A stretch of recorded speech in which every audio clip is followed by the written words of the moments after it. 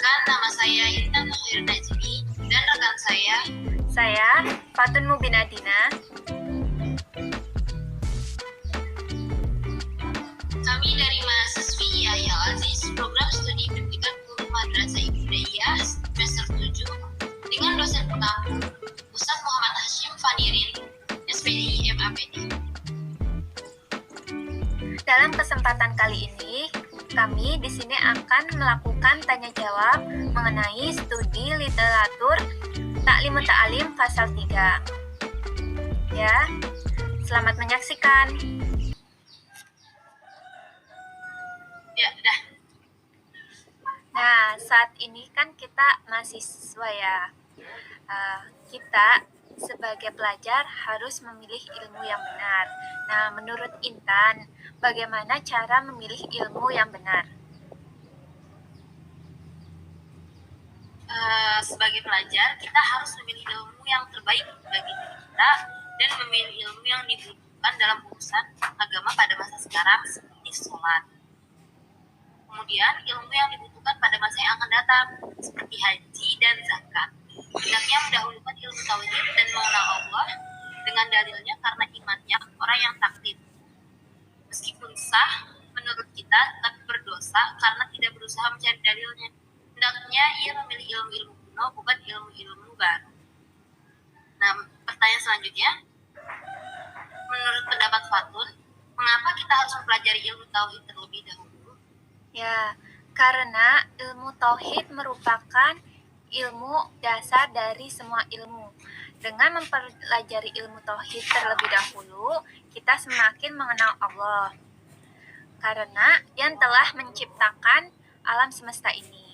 Dan dengan mempelajari ilmu tauhid, diharapkan mampu melawan segala godaan dari dirinya, syaitan, maupun pemikiran yang mampu menggoyahkan yang menyeleweng dari kebenaran Allah, terutama urusan dunia yang selalu menjadikan orang terlena. Pertanyaan selanjutnya, untuk Intan, kenapa kita harus mempelajari ilmu kuno sih? Para ulama berkata, pelajarilah ilmu-ilmu kuno dan hindarilah ilmu-ilmu yang baru. Hindarilah olehmu perdebatan sesudah kepergian ulama besar, karena perdebatan itu dapat menjauhkan para pelajar dalam memahami ilmu fikih dan menyia-nyiakan hukum, menyebabkan timbulnya kerisauan dan permusuhan. Perdebatan itu merupakan tanda-tanda hari kiamat serta hilangnya ilmu dan ilmu fikih. Tolong Fatun jelaskan apa yang dimaksud dengan ilmu kuno dan ilmu baru.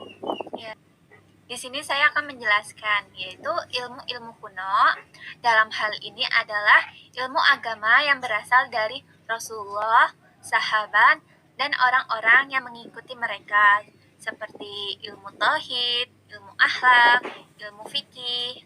Nah, sedangkan ilmu-ilmu baru adalah ilmu yang dikembangkan oleh ilmuwan zaman dahulu yang tidak ada kaitannya dengan ilmu agama, seperti ilmu mukti, ilmu hikmah. Nah, menurut Intan, jika kita sudah memilih ilmu yang benar, bagaimana cara kita memilih guru yang baik?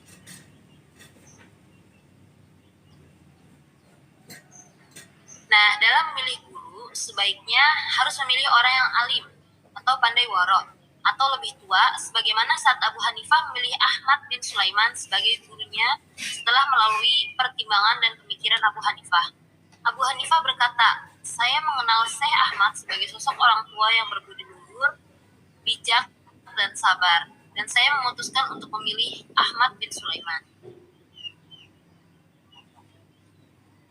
Pertanyaan selanjutnya, kenapa jika kita memilih guru diharuskan bermusyawarah? Ya, seorang pelajar harus bermusyawarah dalam segala hal, ya, karena Allah memerintahkan Rasulullah untuk bermusyawarah dalam segala hal. Padahal tidak ada seorang pun yang lebih cerdas dari beliau. Orang secerdas Rasulullah saja masih diperintahkan untuk bermusyawarah bersama sahabat-sahabatnya beliau, bahkan dalam urusan rumah tangganya. Nah, pertanyaannya selanjutnya untuk Intan, apa saja macam-macam sikap manusia dalam bermusyawarah?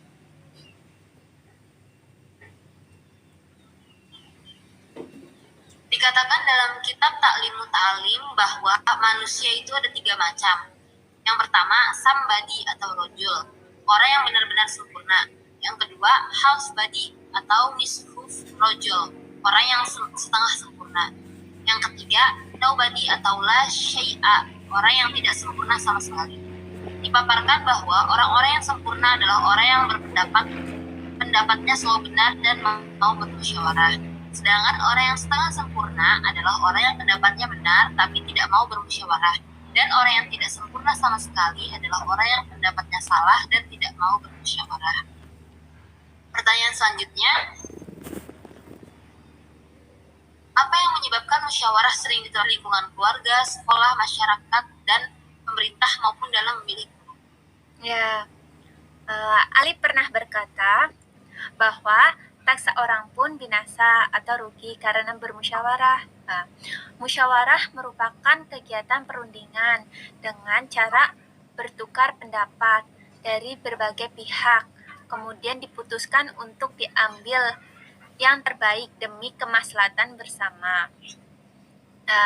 Dalam Islam sendiri, musyawarah adalah suatu amalan yang mulia, sehingga para peserta musyawarah memperhatikan sikap dan etika bermusyawarah kepada Tuhan yang Maha Mengetahui dan Maha Bijaksana. Nah, seberapa penting menurut Intan bermusyawarah dalam memilih guru?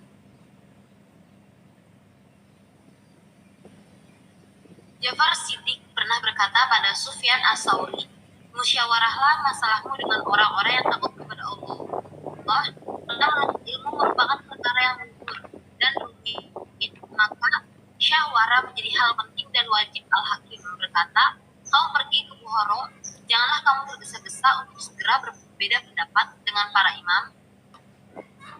Tinggallah terlebih dahulu selama 2 bulan sampai kamu mempertimbangkan dan memilih guru yang tepat. Karena apabila kamu pergi pada seseorang yang alim dan memulai belajar padanya, bisa jadi kamu tidak tertarik dengan cara belajarnya, kamu akan meninggalkannya dan pergi pada orang lain. Maka kamu tidak akan mendapatkan berkah dalam belajar. Pertimbangkanlah dalam 2 bulan dan bermusyawarahlah dalam memilih guru, agar kamu tidak perlu meninggalkannya dan berpaling darinya, sehingga kamu dapat bertahan di sisinya sampai belajarmu mendapat berkah dan kamu dapat mengambil ilmu dengan optimal. Pertanyaan selanjutnya, untuk Fatun, apa saja sih langkah-langkah yang harus kita lakukan untuk bertahan di sisi guru sampai pembelajaran selesai dan dapat mengambil ilmu dan dapat mengambil manfaat ilmu? Ya, yaitu dengan melakukan hal-hal yang membuatnya rela, menjauhkan amarah, dan menjunjung perintah guru yang tidak bertentangan dengan agama. Karena barang siapa yang melukai hati sang guru, berkah ilmunya akan tertutup dan hanya sedikit manfaatnya. Nah, pertanyaan selanjutnya, bagaimana cara teguh dan sabar dalam belajar menurut Intan?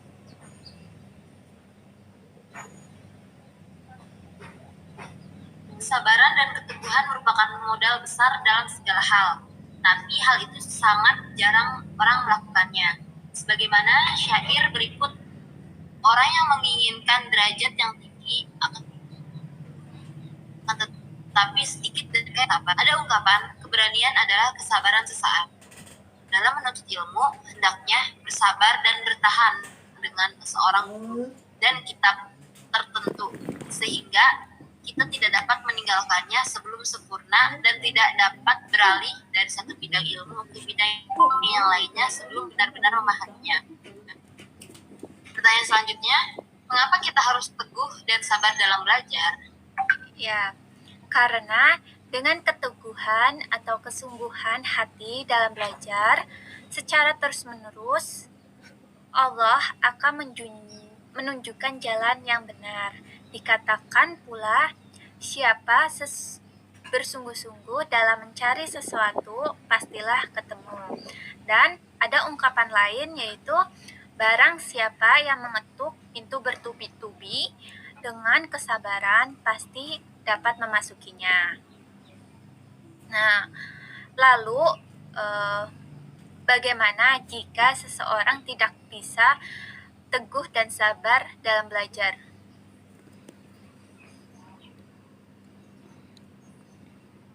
Nah, itu yang disebut dengan hawa nafsu. Sesungguhnya hawa nafsu itu dasarnya adalah hina. Barang siapa yang kalah oleh hawa nafsu, berarti dia kalah dengan kehinaan menuntut ilmu. Juga harus bersabar menghadapi berbagai macam cobaan dan bencana. Pertanyaan selanjutnya, mengapa setiap orang harus menuntut dan mencari ilmu? Ya, nah ilmu itu sangat penting ya, karena sebagai perantara atau sarana dalam bertakwa. Dengan takwa inilah manusia menerima kedudukan kehormatan di sisi Allah. Nah, keuntungannya yang abadi. Selain itu, ilmu merupakan penuntun kita supaya belajar tentang menghadapi kehidupan untuk mencapai kebahagiaan di dunia dan di akhirat. Pertanyaan berikutnya, bagaimana menurut Intan cara mendapatkan ilmu? Menurut pendapat Gubahan Sayyidina Ali dalam syairnya, ingatlah kamu tidak akan kami kecuali dengan 6 hal yang akan saya terangkan. Semuanya sebagai berikut, yaitu yang pertama kecerdasan, kedua minat yang besar, ketiga kesabaran, keempat bekal yang cukup, kelima petunjuk guru, dan yang keenam waktu yang lama. Menurut Fatun, coba tolong jelaskan apa yang dimaksud dengan bekal yang cukup, petunjuk guru, dan waktu yang lama dalam menuntut ilmu. Pengertian dari bekal atau biaya. Nah, dalam menuntut ilmu tentu butuh bekal atau biaya. Tidak mungkin menuntut ilmu tanpa biaya. Nah, contohnya aja ada Imam Malik yang menjual salah satu kayu penompang atap rumahnya untuk menuntut ilmu. Jadi, seseorang untuk mendapat ilmu harus mengorbankan sebagian hartanya. Nah, selanjutnya pengertian dari petunjuk guru atau bimbingan guru, yaitu pengertian bahwa guru adalah orang yang memberi arahan dalam perjalanan mencari ilmu, sehingga seorang pelajar tidak tersesat, bahkan keliru dalam tujuannya. Nah, pengertian waktu yang lama. Nah, di sini ilmu tidak bisa didapat dengan tergesa-gesa. Ya, lama sebentarnya suatu proses belajar memang relatif, namun ia harus mendapatkan dengan proses dengan jangka waktu tertentu supaya didapat pemahaman yang baik serta bagaimana pengamalannya. Pertanyaan berikutnya yaitu, seperti apakah memilih teman yang baik menurut Intan? Nah, dalam memilih teman yang baik, hendaklah memilih orang yang tekun, muara, bertabiat baik, dan tanggap. Hindarilah orang yang malas, suka menganggur, banyak bicara sesuatu yang tidak berfaedah, suka berbuat onar, dan suka memfitnah. Pertanyaan selanjutnya menurut Fatun, apakah ada batasan dalam kita memilih berteman? Ya, dalam memilih teman kita tidak dibatasi oleh ruang dan waktu ya, tetapi kita ditekankan supaya kita berteman dengan teman yang berperilaku baik. Dalam Taklimu Ta'lim ada sebuah syair yang menyatakan bahwa janganlah kamu tanyakan jati diri seseorang, tetapi lihatlah siapa temanmu, karena seseorang akan mengikuti perilaku temannya. Teman yang berperilaku jelek, maka hindarilah segera. Bila teman yang temannya adalah orang yang baik, maka bersahabatlah dengan niscaya kamu akan mendapat petunjuk.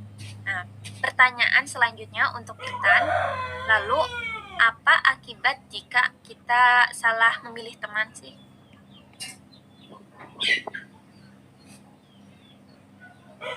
Sebuah syair mengatakan, teman yang buruk lebih berbahaya daripada ular yang berbisa. Dan Allah zat yang maha benar dan maha suci. Teman yang buruk menghantarkan ke neraka jahanam, sedangkan teman yang baik akan menghantarkan ke surga naim. Pertanyaan terakhir untuk Fatun, apa alasan kita harus berhati-hati dalam berteman? Ya, karena pengaruh atau bawaan dalam berteman itu begitu sangat cepat menular ya pada diri seseorang.